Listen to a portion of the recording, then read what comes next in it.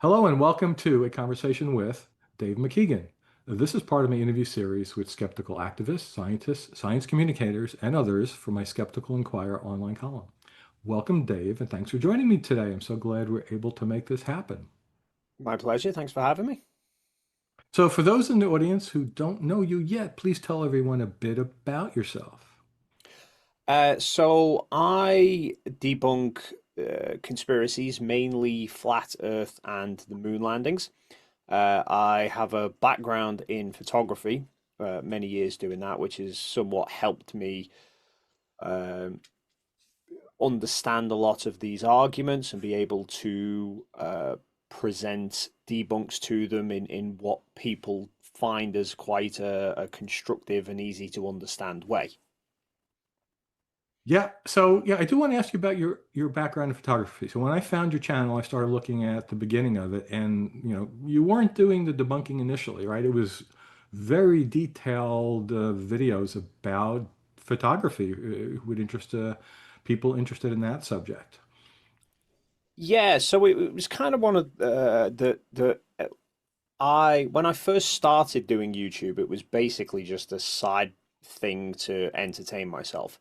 I was doing photography. I was working as a photographer, but the company that I was working for ended up hitting some trouble financially. So I was finding myself in a position where I was at home with no work, but I was salaried to do this job. So I was sitting around the house all day, basically waiting for the phone to ring. And I thought, what can I do in between time? And I was watching a lot of photography related stuff on YouTube, and I thought that looks quite fun. Maybe I'll give that a go as a way to pass the time. The channel grew from there, and then it was about 3 years ago, I think it was, and I would do a lot of the debunk stuff and arguing with conspiracy theorists anyway, but I just didn't do it on YouTube. I was mainly doing it on Facebook. But I'd often find the same arguments coming up over and over again. And so I'm there for typing for 15, 20 minutes at a time, trying to explain all of these points because some people genuinely are asking questions because they want to know, whereas some people are just asking them to waste time, basically. But so I thought this is getting tedious. I'll make a video. And it was all photography related and the moon landings. It was typical questions like why don't you see any stars in the photos? So I made that video and then that kind of just exploded. And it seemingly stirred a bit of a hornet's nest with several conspiracy theorist channels then making response videos and coming after me. So that's kind of where it stemmed from really is was that. It wasn't intentional. It was my thinking was more a case of when I'm arguing with these people on Facebook, I can just go, here's the video that explains it all rather than me typing it out for forever and a Yeah. day. And at least initially, instead of going into stuff you've done before where you argue physics and math, it was really photography based, right? If I recall, this video was, I'm looking the name, I wrote it down. Photographer examines if NASA moon photos are fake. So, and really you went into that aspect of it mostly, which was really, really great. And by the way, 158,000 views right now. Yeah, that was quite a shock for me at the time because the videos that I was doing, I'd occasionally get a video that would hit triple figures, but most of them were sort of a few thousand. And then suddenly that one just took off. I think it hit 50,000 pretty quickly. I think it was around an anniversary of one of the moon landings. There was talk about the moon landings for something, I think, which helped it along. But then, like I said, that stirred the responses from people. So I then made a video responding to all of that, delving more into the sort of science behind still the photography aspect, talking about the cameras and stuff. And then the flat Earth was kind of just by accident because I would still argue points with flat earthers, and I was constantly seeing flat earthers say the horizon's straight, the horizon's straight, and me from a photography mindset, I'm thinking it wouldn't be straight even if, or from a geometry perspective, I should say, I'm thinking it wouldn't even be straight if the Earth is flat, because you're looking equal distance If all it the way was shaped around like you. a pizza pie, if it was round and flat, right? You're talking Well, because then you'd be I'm thinking, right. yeah. I mean, I'm like, we can't see. Obviously, there's only so far we can see, which is what flat earthers say. There's a limit to your vision. That's why you can't see Mount Everest from the top of Mount Kilimanjaro. But I'm like, whatever that limit is, would be the same in all directions. It would be like standing in the middle of a giant circle. The circle edge around you would still be curved. It would never be Right. a straight line.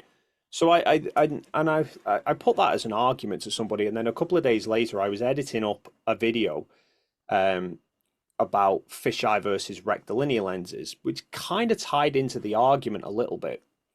And then I saw, I was YouTube just threw up want to fight the flat Earth videos, like a live stream he was doing, arguing. He'd gone into a Discord server full of flat earthers and he was arguing with them. And I thought, I know people like have been on Facebook and seen the post and stuff, but I've never seen this. And so I clicked on it, and within about 15 minutes, that argument came up about the horizon being straight. I was like, that's it. I'm just gonna make a video because it tickled me really. It was amusing, and And then if that people want one to look went that even up, bigger. So I looked it up. It's Flat Earth Arguments That Disprove Flat Earth. 912,000 views. That's yes, That is incredible. I'm happy if I interview somebody here and we get 10,000 or so. Almost a million views on that one video. That is astounding. So, yeah. before we talk any more about flat Earth, some people I know still tell me nobody believes that. They're all posed. They're all just trolls. So, what's your impression of that comment? Um, I would say some of them, yes. Absolutely. I think some of them do just do it to get a reaction and pretend that is the way, or poke fun at people. But there is definitely people who genuinely believe it. Um, I mean, I can say that as having gone to Antarctica with four people who were convinced that the Earth was flat. Yes, let's talk about that. Um, Okay. yeah, So this is basically the reason I decided to get you on here for Skeptical Inquirer readers and people who watch our videos to learn about your channel if they haven't done so already. So you are the second person I'm interviewing who has of the small contingent that went to Antarctica on this thing called the Final Experiment, TFE. And I actually did not know you had gone. I was watching a lot of your videos and pushback and whatever, and then it got finally mentioned. And then I saw all the live streams that you did, and I have to have Dave on here because the first person they had was Jaron Campanella, who was a prominent flat Earth influencer who went on the trip and changed his mind. And he gave a talk to LA Skeptical. I saw that talk where he discussed this fact, and then I invited him on for an interview. And it's quite fascinating, that whole story. So, for anyone who doesn't know, what was the final experiment? so the final experiment was the brainchild of a pastor from Colorado called Will Duffy, and this, as he puts it, basically a friend of his turned out was a flat earther. When this friend mentioned it to him, he thought she was joking, and then it actually became apparent that that she genuinely thought the Earth was flat. And he's kind of similar to me in the sense that he wanted to know more about it, and he went and looked into it, and he wanted to find out for himself what all of the deal was, and he wanted to come up with something to prove one way or the other.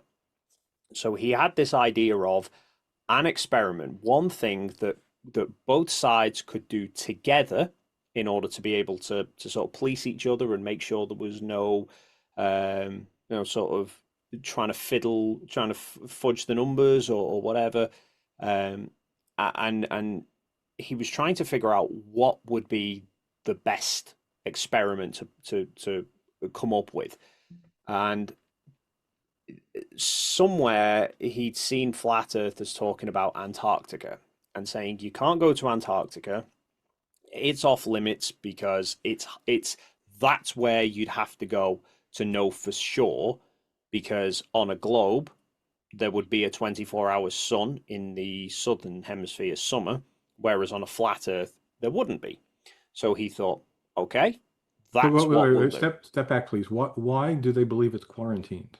I mean, if the Earth is flat and you're going to go there and not see it, why would the government quarantine Antarctica? So this is the thing basically. They say that you can't go to Antarctica because they put it down as it's basically straw clutching. I think there's something called the Antarctic Treaty, which was signed in the 1950s, which basically says no country can claim Antarctica. There's it's a very delicate ecosystem there, and so they don't allow military operations to be taking place there. They don't allow any sort of industry to go there. Anybody who does go there, there's strict rules in place that you have to not leave any waste or anything behind. You have to have all these plans in place to make sure that you can get everything back out again. But all of this came after a US military naval task force went there under Admiral Byrd.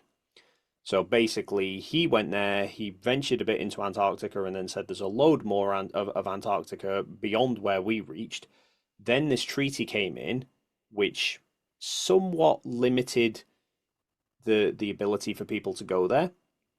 And so flat earthers have kind of put two and two together and made five, that there's stuff beyond Antarctica that they don't want people to see, and that's somehow linked to this conspiracy of the Earth being flat. That's kind of where their basic idea of it is, I think. But all of them have their own sort of interpretations, I think, of what the arguments are. Um, so yes, they were under this impression that you can't go to Antarctica. If you could go to Antarctica, you would see that the sun doesn't circle you for 24 hours in the southern summer, that it sets, ergo Earth flat. And so Will said, okay, that's what we'll do. We'll go to Antarctica. So initially, I think his plan was to just go himself, film the 24-hour sun and show it to people. But then he thought, nobody's going to believe him. There's already videos of the 24-hour sun, but flat earthers would dismiss it. So then he thought, I'll take a flat earther with me. I'll pay for a flat earther to go with him.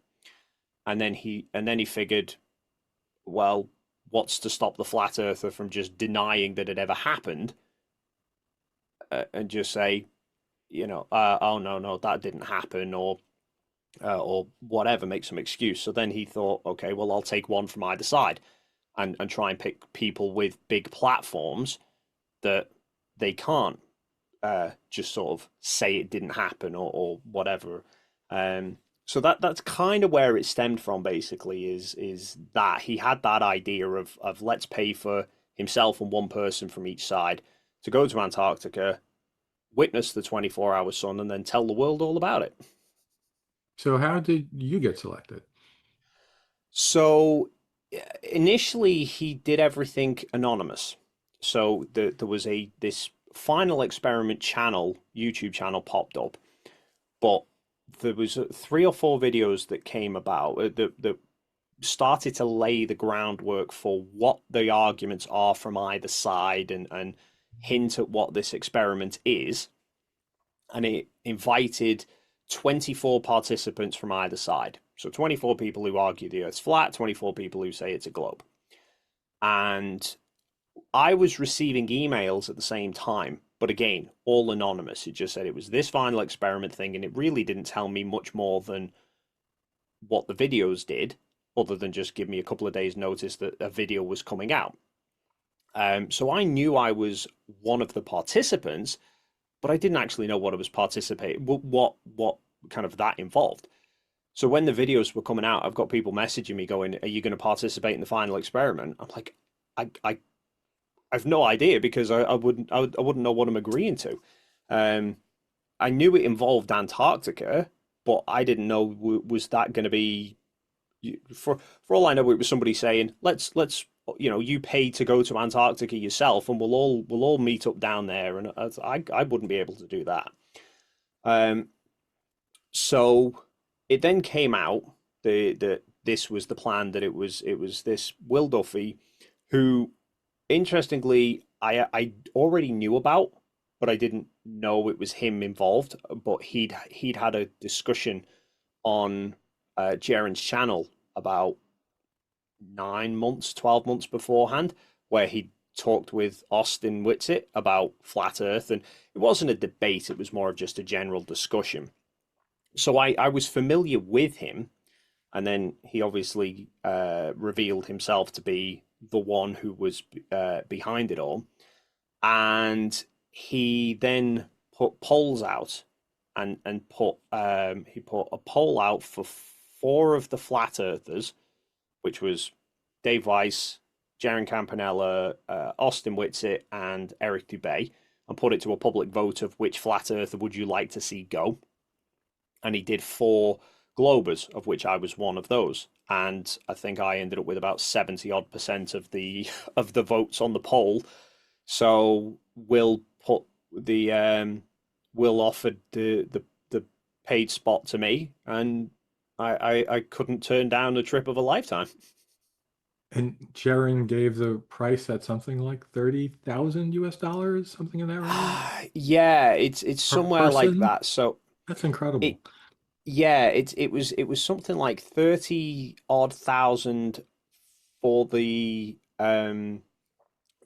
trip from just the bit with Antarctic Logistics, who were the company who was doing it. It was something like 30 or 35,000 to get from Punta Arenas, Chile to Antarctica, stay there for 4 days, and then get transported back.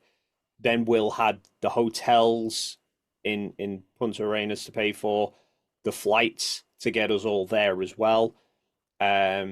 He paid for the clothing requirements that for myself and Jaren and Austin. So he is well into triple digits for what it's cost him. So what was in it for him to do this? I mean, out of just curiosity, that much money. That's the weird thing is so when it first came about, I think a lot of people's reaction, including myself, was what's the catch? Like I'm turning around and saying to my family and stuff, I've got this invitation to go to Antarctica, and they're like, what? So, yeah, this somebody's gonna pay for me to go to Antarctica, and they're like, that's a scam. um, but the way he put it was, he said he looked through all of the videos, the various videos from both sides, and he said basically the argument's just stagnated. There's no real progression. There's not been any progression in this argument for the past couple of years. Um, so he wanted to do something to sort of move everything along. So yeah, I mean, I'm not entirely. Part of it might be religion based. That's me speculating, but I know he's a pastor, and he'd referenced the fact that a lot of flat earthers use the Bible and religion to claim that the earth is flat. And I don't know whether that had started to maybe seep into his congregation a little bit. That he thought, that this is potentially going to grow and start impacting us. So let's do something about it. But like I said, that's sort of somewhat speculative. So So you, prior to this, clearly had a presence online where you were arguing the points against believing in a flat Earth, but you mm, like didn't have anybody in real life, right, that you're communicating. So now all of a sudden you're on this trip with these people who have this other point of view in close proximity all the time for quite a long mhm. time. Like, how did that go? Were you um, guys screaming at each other all the time? Like, what happened? so it was very much a bit of a double-edged sword. Um, so there was four flat earthers in total who went. There was Jaren, who obviously you've already spoken to. There was Austin Whitsitt, who both of whom I already knew beforehand because both of them have quite a big name, shall we say, within the flat Earth circles. So I already knew both of them. But then there was also Will did there was some golden ticket um, thing that came about. So another flat earther called Lisbeth she got a paid trip with us as well. And then at the sort of 11th hour, there was a documentary filmmaker called Jonathan Morandi, who was also a flat earther, joined on as well. So it was basically four flat earthers and four globe earthers all together. And the when I arrived, Jonathan was already there with Will and MC2. And then I arrived, and then Critical Think, another Glober, arrived. And then it was the next night that Jaren, Austin, and Lisbeth all arrived together. And that was kind of the first point where all of it, well, pretty much all of us, bar one, came together. Now, Jonathan, he wound up me and him sharing a room together because we were both sort of very photo and video centered. We wound up with a in the same room together, and we were chatting, and pretty much the topic of flat Earth never really came up. We were just generally talking more sort of So this is photography like if you get than together with your family on Thanksgiving, you know there's a disagreement. Well, not Thanksgiving for you in the UK, but yeah, some holiday, the Christmas yeah. time holidays, and you know that you have a disagreement about religion and God. You just don't bring that topic up. It was. I mean, it got mentioned. It wasn't like some sort of taboo topic that we wouldn't talk about. It got dropped into conversations, but there wasn't really just any drive to talk about it. Um, that early on, it was more just talking shop about photography. Lisbeth was again pretty, say, neutral about it because she didn't have this big platform or anything. There was no history involved. Whereas with Jaren and Austin, both of those had sort of a more of a long-standing awareness of myself and particularly MC Toon, and there was sort of history and friction there as well. So when they all sat down, when we all sat down at this restaurant the first night, and very quickly the conversation got dragged into arguing about flat Earth, and yeah, all sort of hell broke loose from there. But it was kind of strange that the way that the relationships developed across both sides. So of the four flat earthers, three of them I actually wound up with really good relationships with during that time, developing really good relationships. So um, Jonathan and we were sharing hotel rooms in Chile before we went, the tents in Antarctica, and then back in the hotel room. So we spent a huge amount of time together. Um, in fact, since then, he's even come and stayed at my house. So, Lisbeth again seemed sort of very neutral towards it. She wasn't sort of bringing any um, real pushy arguments or whatever. She was just along for the ride to see what was going on. And we had some really nice conversations as well, particularly after the the whole live streams that we did about the 24-hour sun. She was starting to get quite a bad reaction from people who she'd considered friends. So it was sort of hitting her a little bit. So I was, just sort of, we were having these conversations, and I was trying to just let her know that it's just a knee jerk reaction from them because you were here in person experiencing this, whereas to them, it's like getting a phone call and telling you a family member's, something bad's happened to a family member. It's quite a bit of a shock reaction.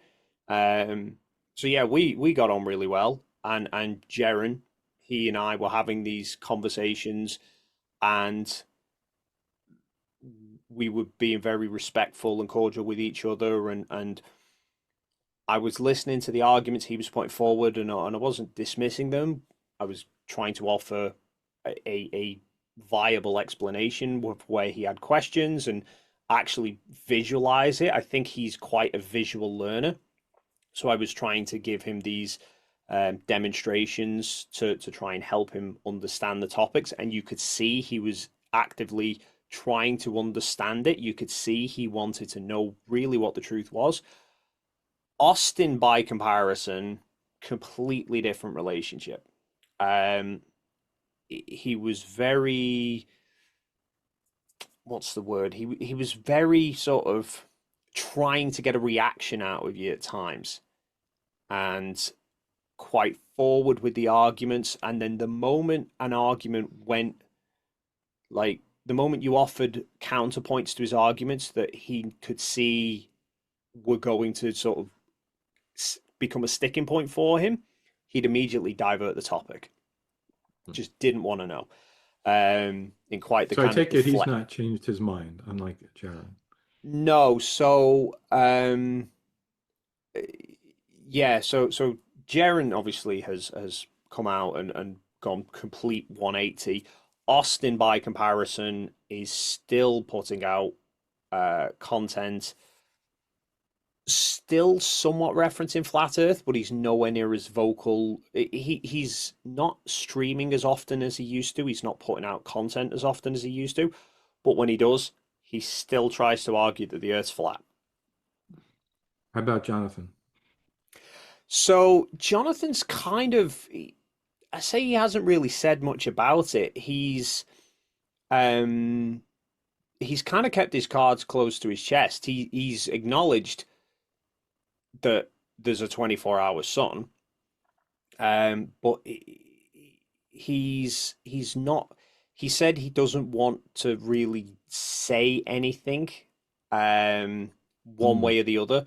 I think because he's doing the documentary, he's mindful of not wanting to sort Oh, of. is the documentary about the final experiment?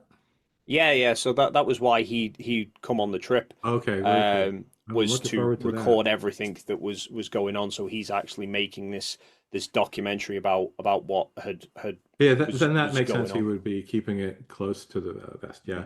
And how about Lisbeth? So Lisbeth, I've not really spoken too much, to be honest.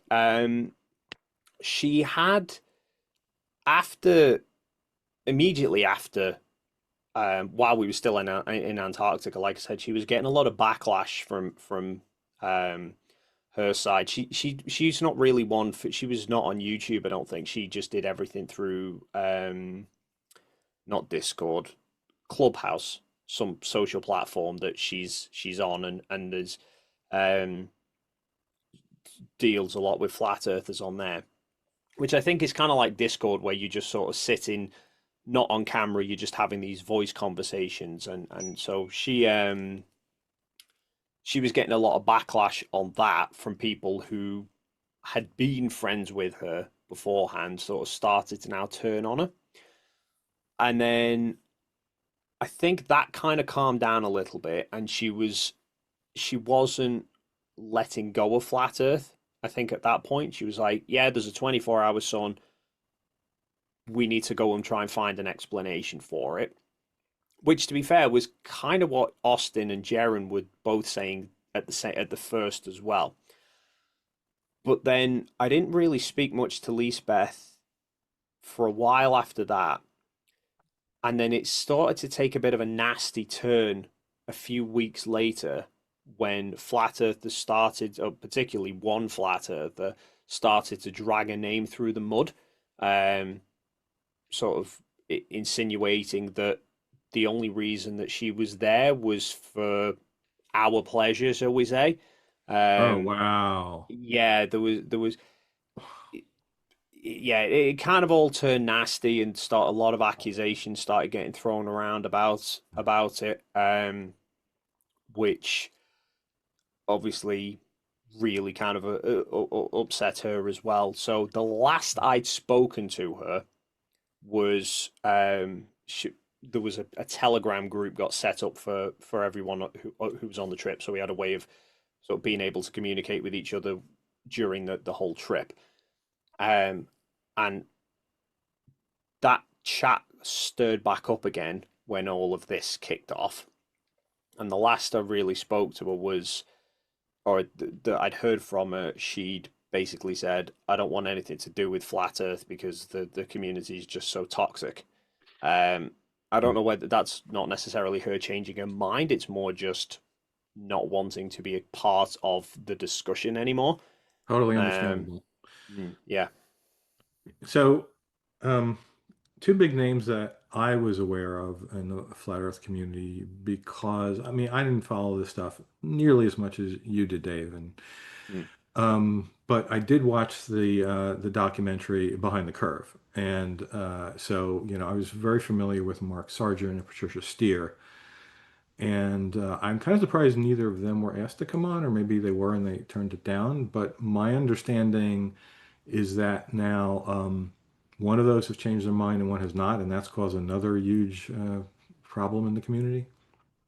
Yeah, so that was another a rift that's come about because of it. So, in terms of the being invited, Mark Sargent, I believe, was actually invited to join the trip. He was one of the 24 participants, and there was when Will set it up, he basically said he's paying for one from each side, but if anybody who else wants to then try and fund themselves, you're more than welcome to join us, which is how MC2 and Critical Think came along. And Will also said if anybody wants to pay for like other flat earthers or whoever to go, if you want to fund somebody else's place on the trip, then please do. And there were offers put in place for a few other flat earthers. So a few people got in touch with Will and said, "I'll pay for a flat earther to go." Um, and Mark Sargent was one of the ones who was seemingly offered a place, and he turned it down. Um, Basically arguing that going there wouldn't prove anything, and he didn't want to go because it'd be too cold. Did he? So I know not all flat Earth believers have the same model in mind. So maybe some of them don't, including Mark, don't necessarily think whatever the model is that the 24-hour sun is a problem. So that's where it gets sticky for Mark. So there's a lot of flat earthers who, particularly since the final experiment got announced and the sun, we recorded the 24-hour sun, have started to try and argue that's not their model. They won't present what model can explain having a 24-hour sun in the north and a 24-hour sun in the south 6 months apart, but never anywhere in the middle. But Mark is definitely still pushes the AE map as they have it, which is the North Pole in the center and Antarctica around the edge, because he advertises still Dave Weiss's Flat Earth Clock app, which is all the AE map. So he's basically put all his eggs in that basket of it's an AE map or it's nothing, and he yeah he's still pushing that now. So he's basically just going that doesn't prove anything one way or the other, basically because it proves his argument's wrong. So what happened with him and Patricia Steer is after Jaren flipped his position, came back and said, "There's a 24-hour sun, and we've looked through it." He'd spent a couple of months beforehand, having known he was going to Antarctica. He'd done live streams where he was clearly trying to figure out if there is a 24-hour sun, how could that possibly be explained with a flat Earth? And he'd got nothing. So then that's why he then flipped his position. And a few weeks after that, there was Patricia Steer along with two other flat earthers, Paul on the Plane and Robbie Davidson, who were all quite big name flat earthers, all said, "Yeah, we don't think it's flat either now because Jaren's sort of shown us all of this, and we trust him." And that caused a lot of friction with Mark Sargent and Dave Weiss, who both came out and started to suggest that those three had been paid off to change their mind. This is a terrible thing because you know I've kept in touch with Jaron a little bit, and I look at the comments on some of his live streams, and it is just horrible. He's being vilified. He's, you know, claims that he was a shill all along and he never believed in flat Earth and it was all the plan to turn around and do this. It is astounding. And you know, he's basically told me all of this also. And I mean, I see this as a way to keep people in the cult. I'm going to use that phrase because, like, why would you leave it if you see what happens to other people who leave it?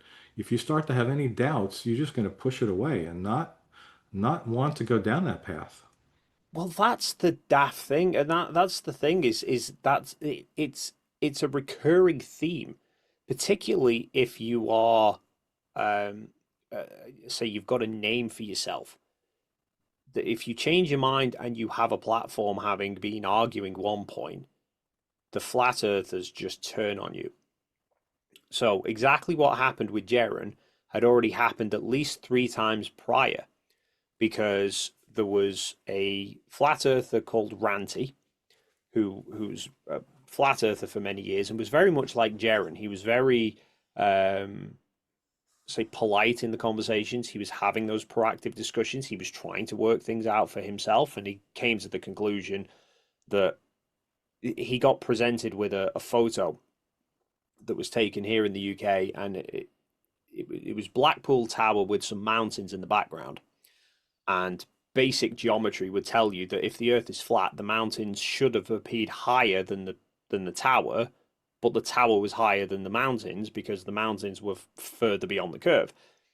That was the missing piece of the jigsaw puzzle, if you like, that just helped him realize he was wrong. The moment he realized he was wrong, and he came out publicly and said he was wrong, flat Earth turned on him in a heartbeat. Same thing happened with a channel called Seek Truth, Speak Truth. He came out as a flat earther, came out saying he was wrong about flat Earth. Everyone turned on him. And then there was a girl called Rachie, went by the channel name Rachie Five Zeros. She was the latest one that I know of, who same thing. And again, everyone turns on him. It's like the moment they have to villainize somebody if they turn, because otherwise they risk people going and sort of asking them to explain their logic and then potentially help other people realize their mistakes. And Jaren summed it up beautifully. He said he kind of felt, I think, guilty because he'd been so vocal for so long and knew there was so many people who he'd converted to thinking the earth is flat, that he sort of felt responsible for that. That then realizing he was wrong, he didn't just want to walk away from it. He wanted to sort of right the wrong. But Wow. he explained it that he understood where flat earthers' mindset was. He knew where the sticking points were because he'd experienced the other side of the fence. He knew the points to try and explain it to people. There's a lot of people who've left flat earth because of TFE. But So as a Jaren's guess, been what would you guess? What percent of believers, just from your personal experience? at what percentage of people actually believe it? No, what percent have the TFE changed their mind? Um, it's it's difficult to tell because to most people they don't really advertise it. Um, I mean, Jaren did he's done a series called "We Were Flat," which is it was people who've left flat Earth. I've had a couple of people who've emailed and messaged me and said, "I used to believe the Earth is flat. You've helped me realize I was wrong." There's a list. MC Toons put a list together, which is he's got like a Wikipedia page for sort of flat earthers, and there's a list on there of people who've left flat Earth, and basically anyone who wants to go and put their name on the list, they can do. But a lot of people kind of don't want to make a big deal of the fact that they've left either. Um, Yeah, understandable.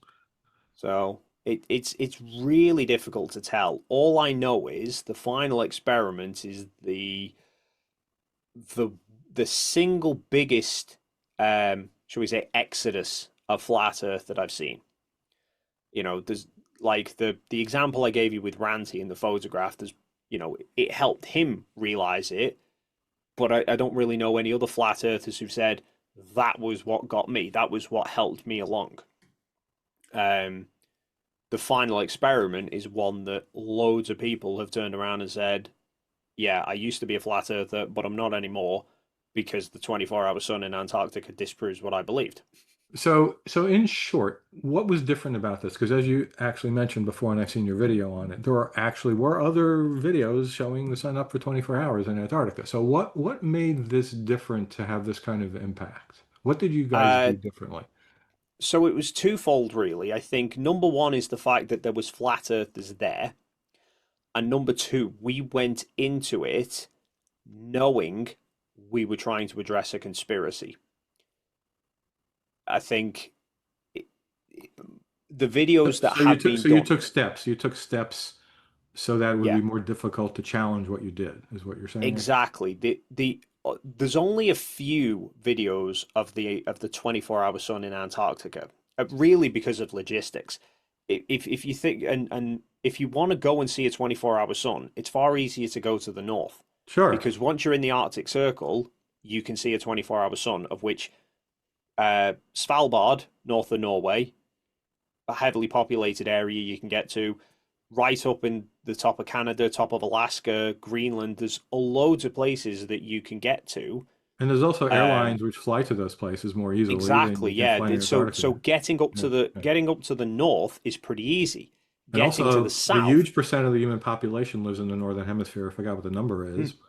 I think it's about 90% Yeah, of the population is in the yeah. So why northern would you go to hemisphere. Antarctica to see the same thing you can see cheaper and much Exactly. easier? Yeah.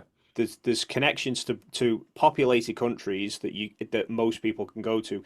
2016, there was a flat earther, D Marble, who travelled up to Alaska to film the 24-hour sun in the north. So getting there is pretty easy. Getting to Antarctica to see it is much trickier. So and the few who go to Antarctica aren't really going for the purpose of recording the 24-hour sun. So there was a filmmaker, Anthony Powell, who recorded it, and there was uh, Robert. I'm trying to think, Schwartz or Shortman or somebody. There was Oh, so you're basically talking about two. the historic ones which were done prior to Yeah, so there conflict. was two names that I've seen where they've recorded the 24-hour sun, and they've done it a couple of times. And all flat earthers basically just go with it's got to be fake. There's only one version that they've actually had any argument to say it was faked, which was one of Anthony Powell's clips, which he used in a documentary. But what he did is he wanted it to basically be able to play on a loop of just showing the sun constantly going around. So he cut the footage in such a way that it started and ended at the same frame. So it Just had the giving same clouds. ammunition to people who wanted to say it was He was, photographic yeah, manipulation. exactly. He was coming at it from an artistic side. Yeah. He had this vision. He wanted it for his documentary. He wanted this perfect looped footage.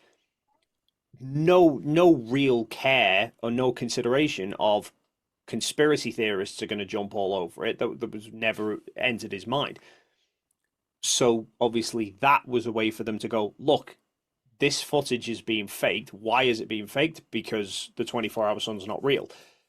Oh, So flat Earth, the same thing for space denial, moon landings denial. Like, right, mm, why didn't the astronauts do this when they were walking around on the moon to prove they were there? Because they didn't think exactly. anyone would ever doubt it. Yeah, they weren't going to prove a conspiracy, tackling a conspiracy theorist who's going to look for any tiny little thing that they can't understand and say that's fake.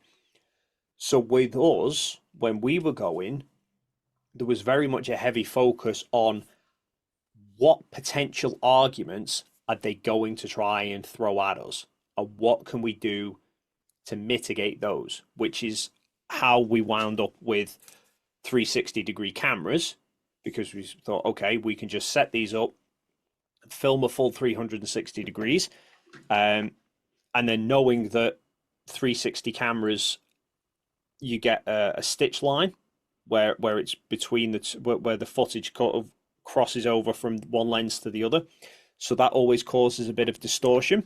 Ah, more So evidence of fakery, though. they've Distortion. already tried it. So if you watch my time lapse, you can see the sun distorts in shape as it's going from.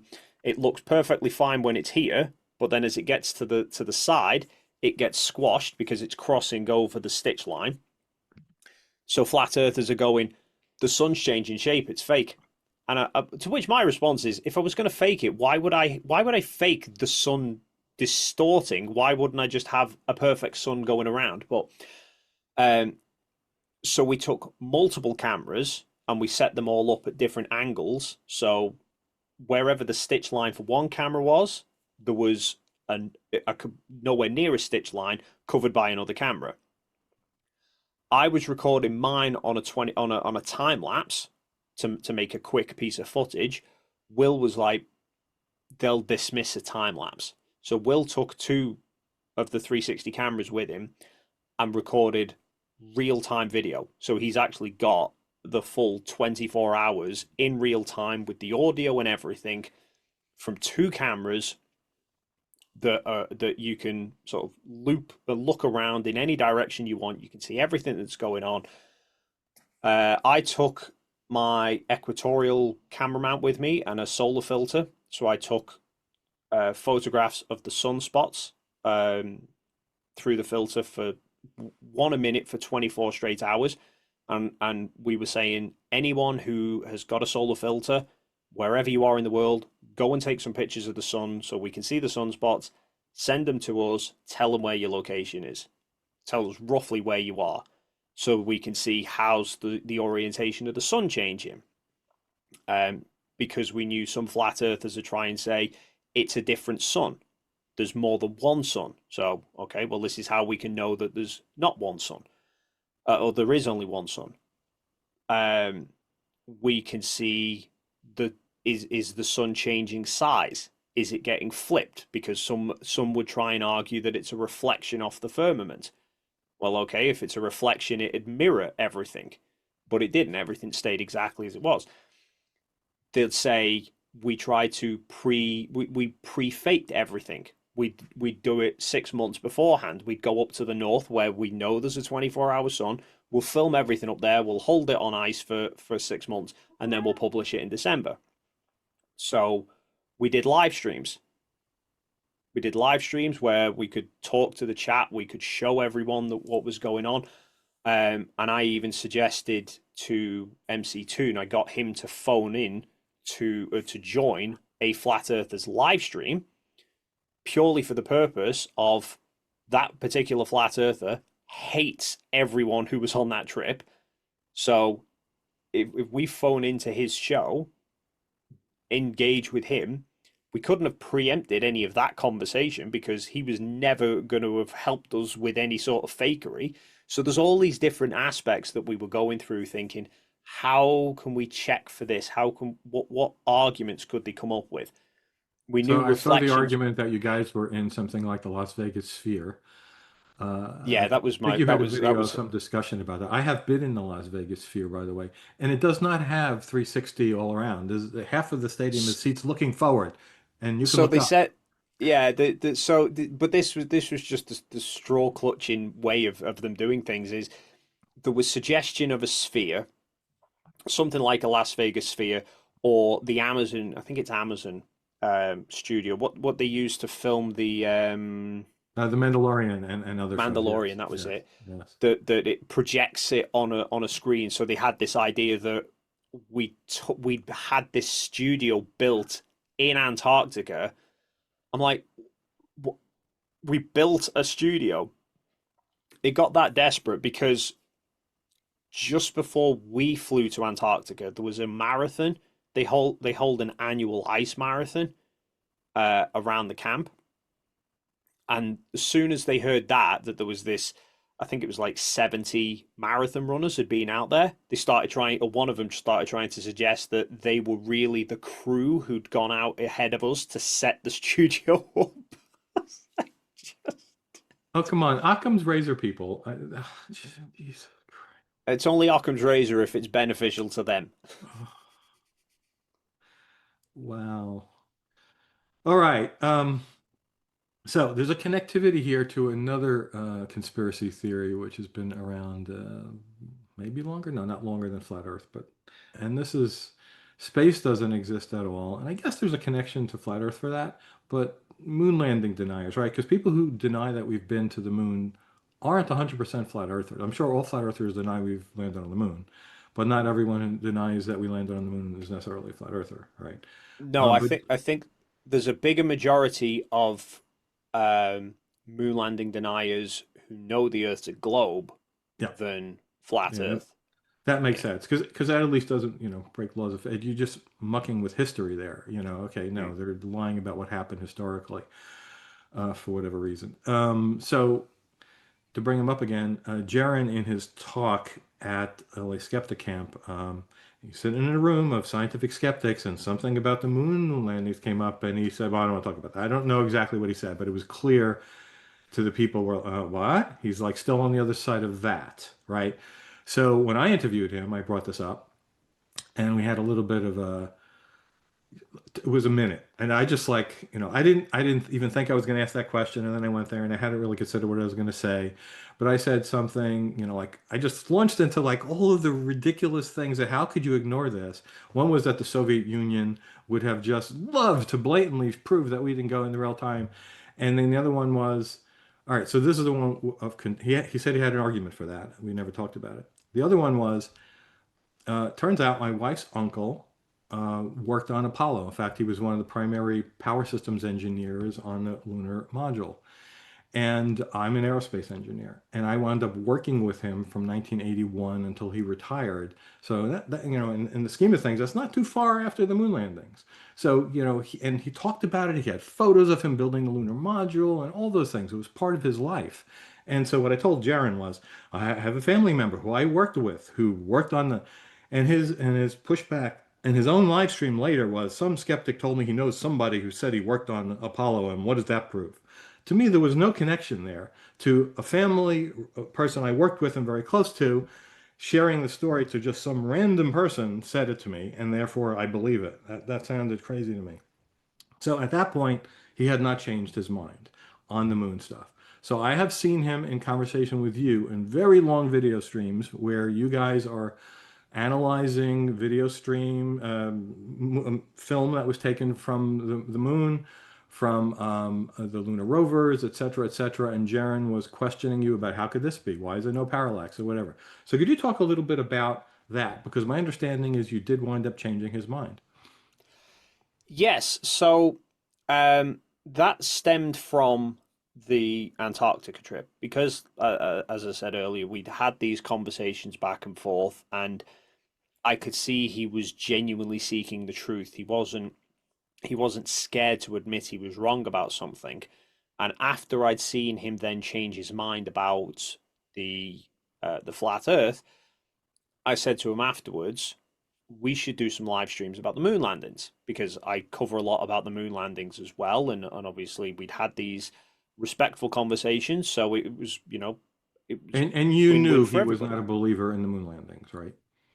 Yeah, so I kind of knew that by extension anyway. He still was throwing the argument of even when he was sort of going through that transition, shall we say, of I mean, I'd seen him argue the moon landings before anyway, but I knew just ditching flat Earth was not going to be an automatic, well, Right. therefore I must be wrong about the moon landings because they're not really linked to each other.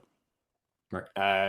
If it would be a case of if it was the other way round, if it was me and I suddenly decided one day the Earth's flat, I'd have to reject the moon landings Right. by extension, but it doesn't go the other way. And he was still sort of on the thing of, but NASA, they lie about everything. Like, okay, right. Tell you what, let's do some streams together. We'll go over the moon landings. We'll sit down where you can bring whatever arguments you've got, and we'll hammer them out. We'll do it over a couple of streams. So if you've got arguments that I don't have immediate answers to, I'll go away, I'll dig into it further, and either I'll wind up changing your mind, or he'd present something that I couldn't answer and could potentially change my mind. So that's how that one started. And yeah, it wound up being 4 streams that we did, totaling About some how many hours 14 hours. altogether? How many hours altogether? 14 in total. Oh my. They got a bit carried away. So I'm funnily enough, I'm right in the middle now of editing. a video that kind of addresses his main argument, which was the parallax issue. Um, with regards, I can't remember the exact things that we brought up. I know I brought up about the Soviets, um, and I think his argument, because the obviously there was something like 400,000 people involved in the Apollo program in total. It's not just the astronauts, the controllers, the people who were building everything, designing all of the smaller components. There was so many people who worked on the project in its entirety, and a lot of people say, "How was that all? How do you have 400,000 people not know it was fake?" And their argument is that to those people in the sort of lower levels, shall we say, they didn't know it was fake. It's only the people up at the top, the astronauts, and they say the controllers. It was really a simulation. It was like a training simulation they were doing, but they were under the impression that it was an actual mission. I'm like, right, okay, then. So that's how they get around that particular argument. So all of the thousands, probably tens of thousands of people, which physically were machinists and built the parts that put the rockets together, and the technicians that in the high bays bolt the parts together, they were fake equipment they were building, or it was real equipment and they just No, launched it no. into the ocean. So they can't deny that there was a giant big rocket because they had crowds of people who went and watched it. It's not exactly like it's not a small rocket that you could launch without people noticing. People from miles around would have seen the thing going up. But they argue, even people who don't say the Earth's flat will argue that it either just only went into orbit, it didn't go to the moon, or it didn't even make it to orbit and they brought it back down in an ocean somewhere Hmm. where no one could find it. So they just kind of have this idea that to everyone who was building the rockets and designing all of the parts, they were well under the impression that it was all real and that's what was really happening. But the people who were then in control were then actually just launching them and destroying them without telling anybody. But um, but the big thing for Jaren is the fact that because he he wasn't, and I wouldn't let him to just say it was fake. I think it was fake. It was fake. It's a what's the answer for it? What's the explanation for it? How was it faked? If it's fake, fine, but there needs to be evidence that it's fake. And Jaren understood that and appreciated that. So his argument was that all of the footage was done in studios. So we were going over all these different points, and a lot of it was really, I think, just confirmation bias and not properly looking into it, thinking he was doing the research when in actuality he wasn't, because I'd seen him bring up the parallax argument before with the rover. So he shows a clip from on the rover while it's being driven, and he says the mountains in the distance don't show any parallax like you would expect. Firstly, he'd overlook the fact that parallax is if you're moving sideways relative to um, to a position.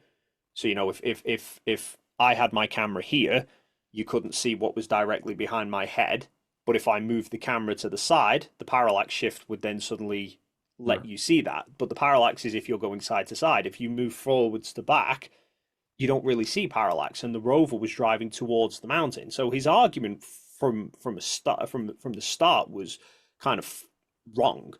Um, and he was trying to say that the mountain should show parallax, but it's not because it's this screen. They're just in a studio when they're driving around this little studio, and it's a screen. And I mean that has its own problems because I'm like, I've got a picture on the wall there behind me that we could say, okay, that's like a studio wall, that's the scenery. If I drive the camera towards it, the mountains are going to get bigger, but they don't. They stay the same size. Um, Actually, if you were to move the camera with your head where it is and that, then there would be a huge parallax shift just for a tiny change in yeah, the camera. Yeah, because that's but very even close if to you. you were just Yeah. moving the camera towards the wall, Yeah. I was like, the mountain should then appear to get bigger and bigger and bigger because the mountain would only be what the mountain would only be, a few dozen feet in front of you as the wall. And it's kind of like he hadn't really thought of it from the other side. He'd just seen this one little thing and thought that's the explanation for it. He thought that was the only footage from on the rover. And I was like, no, Oh. there's loads. It's and I showed him how to find it. I said, just go onto YouTube, search for like Apollo 16 millimeter. So the TV cameras didn't work on the rover. They couldn't use the TV cameras whilst the rover was driving.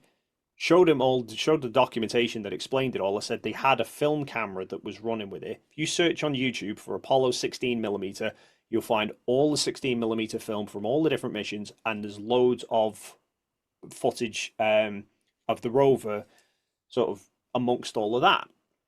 And then I said, there's all these photos as well. He had no idea how many photos there were actually were until after I'd pointed it out to him. And then by the next stream, he's like, I've been looking through all these thousands of photos I didn't even know existed. And so was that the last straw for him, the parallax issue and the photos? So the parallax was really a big one. He before the stream that we did, we'd obviously planned that this was going to be happening. And he then said to his audience, I'm going to be having these conversations with Dave. What arguments have you got? So we opened the floor up to his own audience to say, here's a link to a form or whatever. Send me whatever arguments you've got. So it wasn't just Jaren's arguments. There was a load of other ones as well. There was the pretty typical ones like Then, you know, Van why are Allen there no belts and the camera stars? Why film. is the flag moving? Those kinds of things. Yeah, so there was all the typical stuff anyway, and yeah, the Van Allen belts, film in a vacuum, and so on and so forth. And I think it was the fact that he was bringing all of these arguments, and I was bringing all of these answers to show and address them and counter arguments to it that he couldn't explain. Um, that it was kind of a case of I think that helped him realize that actually it was just more of a lack of research rather than there being a big conspiracy there. So by the end of it, by the end of the fourth stream, I think, to be honest, really by the third stream, I think he kind of knew he was running out of arguments because he then sent me, after the third stream, he sent me an article to some skeptic website that had this idea of it was in a studio, but it was projectors that was projecting the landscape, so that the landscape could be adjusted to suit the camera. Oh, And he said if you can sort of take this one down, I've got nothing left. And I did have to laugh at that. I'm like, when we started the fourth stream, I said, Jaren, you do realize that you are currently trying to argue that your position currently, the one thing you've got left is that they were inside a giant 360-degree studio with projectors all over the walls to fake this, which is exactly what flat earthers have been accusing us of doing in Antarctica. plus they had that technology in the 60s. So yeah, that's more of a problem, I think. I And love that argument. They go, oh, if we went to the moon in the 1960s, then they should. Why haven't they been back? To which I flip the argument and I say, if they managed to fake it like that in the 1960s, why has nobody faked it since? yeah, yeah. Speaking of that, I'm glad when you talk about this, you say moon landings plural, because so many people just make it singular. They take the moon landing. It's like, okay, yeah, maybe it might be easy. Well, definitely easier to fake one thing. Why would they have faked one and then done it again and again and again? Then had the Apollo 13 travesty that they had to follow in detail, and then do it again, and then we pulled it over on you one, we fooled you all, but we're gonna keep going at it. It's like, This why? is this yeah, this is the problem. And funnily enough, I wound up joining a live stream of moon landing Deniers a couple of nights back, and had this conversation with them. And the similarities between their arguments and flat earthers, so the mindsets to their arguments, is quite striking because, to my mind, one of the things I often bring up with flat Earth is it's all well and good having an explanation to something, but that explanation needs to fit everything. Right. So, if you're talking flat Earth versus globe, a glober will have the globe and atmospheric refraction and gravity and everything, just that one model that will explain everything that's going on. You present a problem to a flat earther and they'll go, oh, it could be this. Like they'll say, we'll say, why can't we see Mount Everest from Mount Kilimanjaro with a telescope? And they say, there's a limit to our vision. I'm like, okay, but I can see the moon I can see and the I can moon. see I can see planes. I can stars see that are stuff light years away. I can see, yeah, I can see a plane that I know from flight radar is Mm. several hundred miles away, but I can't see the ground underneath it. And all of these arguments, every time they try and bring up one explanation for something, you're like, but that doesn't fit the rest of the things that you've given me. And the moon landings do the same thing. So a lot of moon landing deniers just won't try and explain the bits that don't fit. But I had a join this stream the other night and I was having these conversations and I brought up Apollo 12 because Apollo 11 is obviously very well known for being the first on the moon. Apollo 13 is well known for going completely wrong, but Apollo 12 is very much forgotten. And one of the bits I brought up with Jaren, in fact, is that if you watch the TV broadcast of Apollo 12, it starts in the same way as Apollo 11. The camera was fitted to the one of the storage doors on the descent stage of the lunar module that they opened it up to be able to view the ladder so they could be filmed coming down the ladder before they'd actually got onto the surface. After that, they moved it to a tripod stand away from the lunar module so that they could view everything that was going on, which Oh, is this is the what one where happened they on Apollo pointed it 11. at the sun. They pointed it at the sun. Al Bean pointed it at the sun and burnt it out. And I said to Jaren, I said, if they were faking it in a studio, one, a studio light wouldn't burn the camera out, and two, they'd have this would have all been faked beforehand. Why didn't they just reshoot it? And I Right. put it to these moon landing deniers, and the only one of them would address it, and he said, "I have a theory about that. They did it to reduce how much footage they had to fake." And I said, but they still had the 16mm camera that was in the lunar module window looking at them anyway. So they still had to fake that, and they still had to fake all the photos. So what's one more camera? And if you were worried about how much you had to fake, why not just delay the mission and say that, rather than do sort of another mission in quick succession, why not just say there was a problem with the rocket, like SpaceX, SpaceX have had to delay for the last couple of months. You could have just said, oh, there was a problem on the pad. We've had to delay the flight. We'll do it in a couple of months.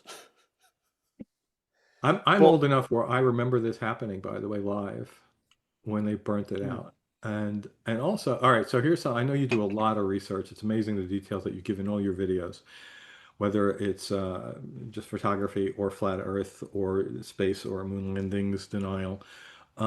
Did you ever come across, and this may be a faulty memory of mine because I've never seen this replicated anywhere. I seem to remember as a young kid sitting there waiting for the first moonwalk, and the picture gets turned on because the camera flips out of the lunar module and it was upside down. yes. Ah, thank you. Thank you for my memory is not crazy because I have never No, seen that no. shown anywhere. So yeah. So the reason for that was that the camera had to be mounted. I think if you actually look at the camera, it's got a grip on the bottom and then it's got a flat top. But they couldn't mount it to the door on the grip. They had to mount it upside down. So when the hatch flipped over, the camera was actually upside down. But the decoder that they had in Houston had a switch that could flip the image. Yeah. All right. That makes perfect sense. I thought it was something like that. But look, every time I've ever seen this at the anniversary, let's watch it. They never show that. It's like well, they edited it out because like it looks stupid, so they just don't keep it in the video. Do strangely, the only place I've seen that I can recall actually seeing it is in the Apollo 13 movie. Ah, I saw that in the theaters when it came out, not since. I don't remember that too long ago. Yeah, Interesting. I binge watched that as a kid so much. I knew so much about Apollo 13. But I can remember the scene where they're showing the footage, and I think they used a lot of the original news footage um when they to sort of play on the TV screens for the actors to respond to. And I because I can remember that bit, the fact that the image was upside down and then it flipped the right way up. I I remember, think Mommy, are we going to have to watch the whole thing upside down? you Like, know what's where going you on? might be able to find it if you want, because I'm sure online CBS did all the coverage, didn't they? CBS Well, had I know what the Cronkite was on, but it was probably on a lot of stations. But yeah, there was but CBS did on YouTube. I think if you do like Apollo 11 CBS, they'll there's have the original footage. they've got all of the news Okay. coverage as well. So I imagine that bit will probably still have the upside down bit in there. And we're getting a picture on the TV. You got a good picture, huh? There's a great deal of contrast in it, and currently it's upside down on our monitor, but we can make out a fair amount of detail.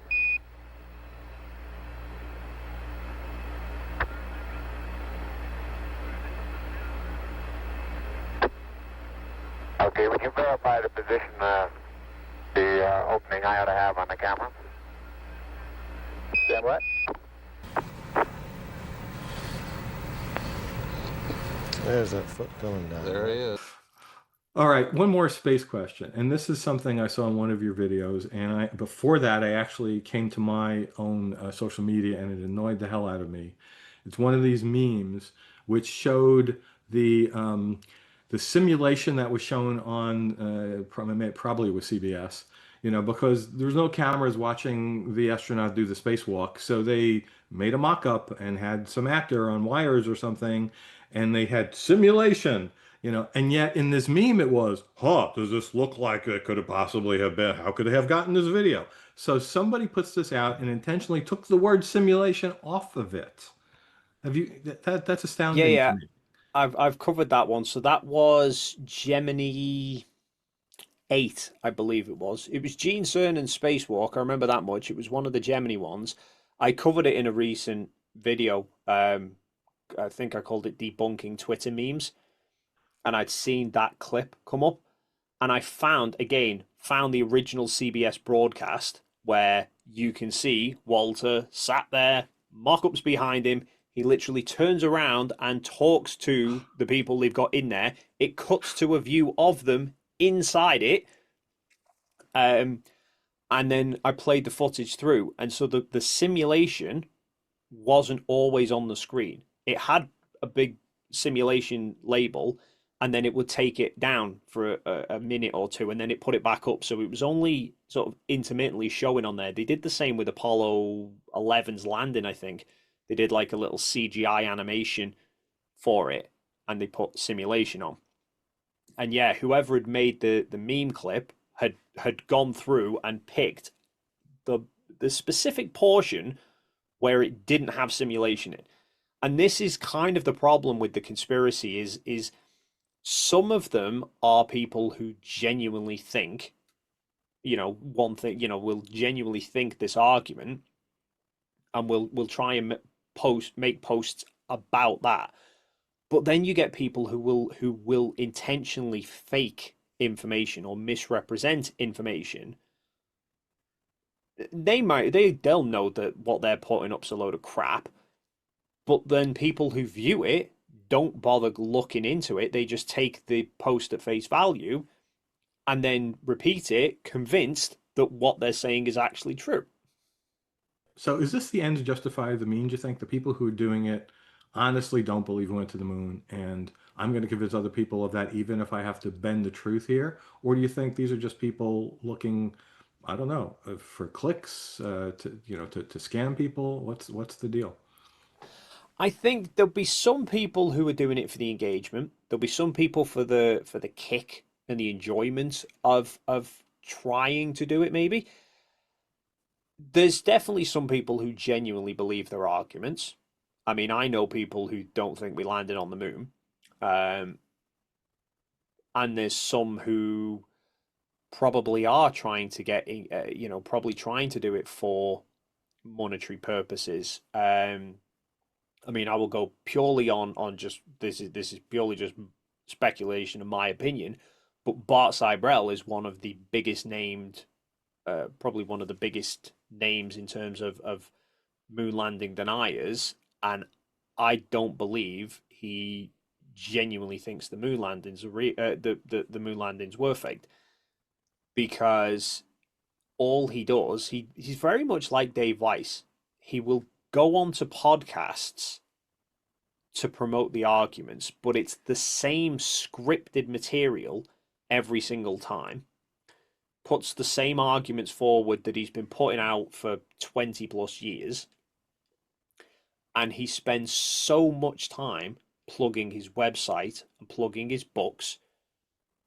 And, you can read more about it in my book. You can go and do this. Basically, like, kind of go and buy all of this stuff, which is what Dave Weiss does with his Flat Earth Clock app. And where it really strikes me is somebody who is genuinely seeking the truth. If they're proven wrong about something, they'll change the script.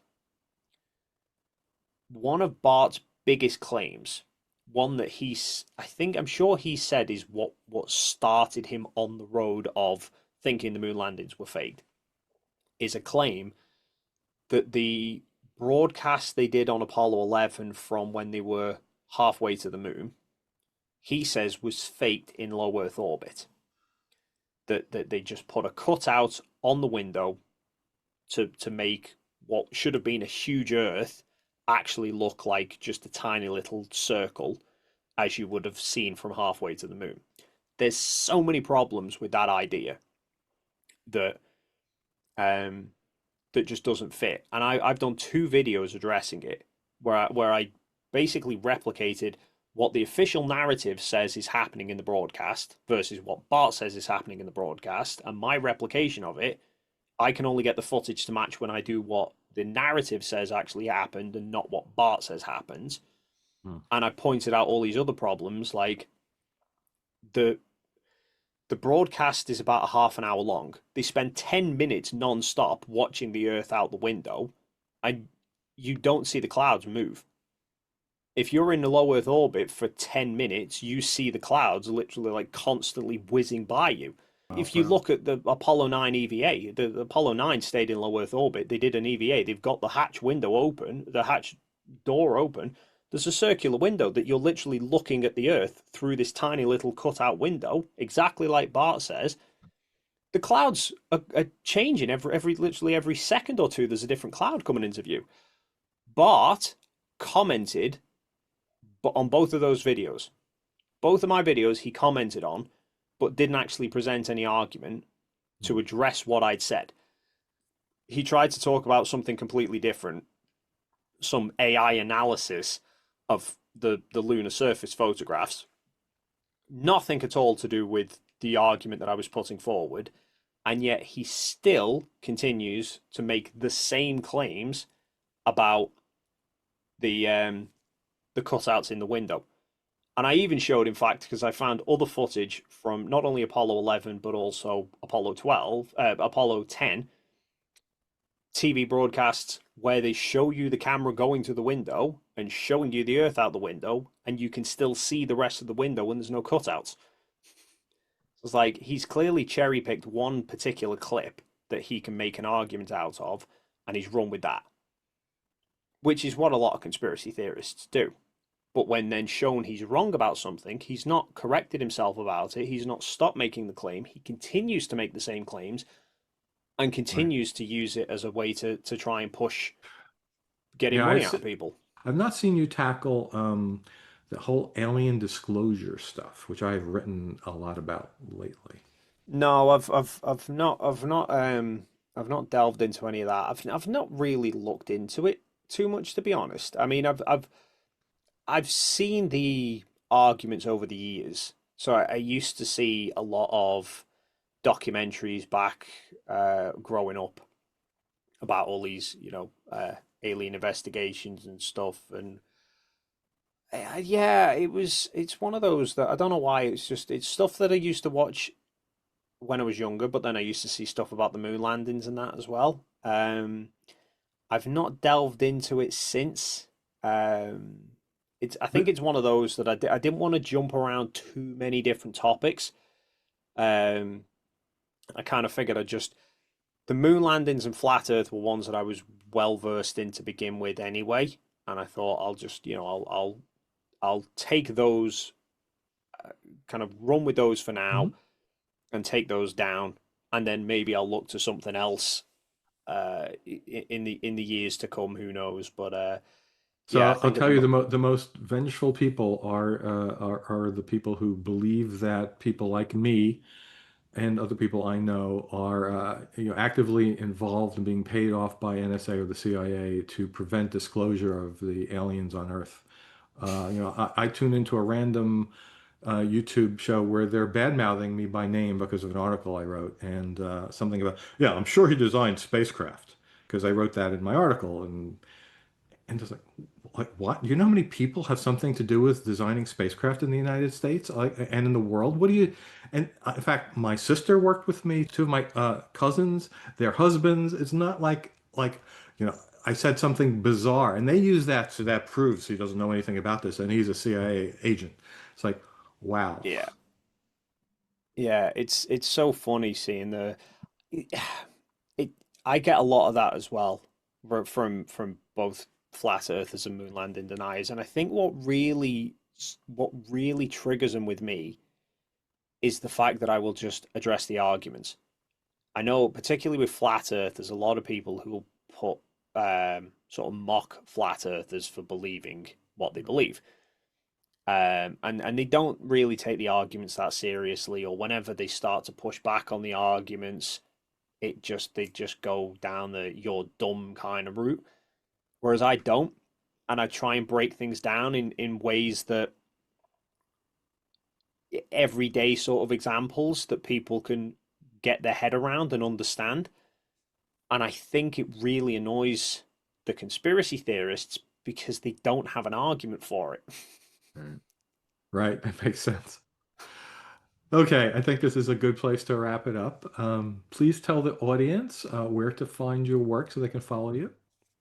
If you just search for my name, Dave McKeegan, you'll pretty much find the YouTube channel to begin with. It's just my name, um, and yeah, there's plenty of videos to go through. Yeah, whether you're into photography or you'd like the detailed debunking of space denialism, the Apollo moon landings denial, and certainly flat Earth stuff, they're well worth watching. Thank you for joining Absolutely, me today. my pleasure. Thanks for having me on.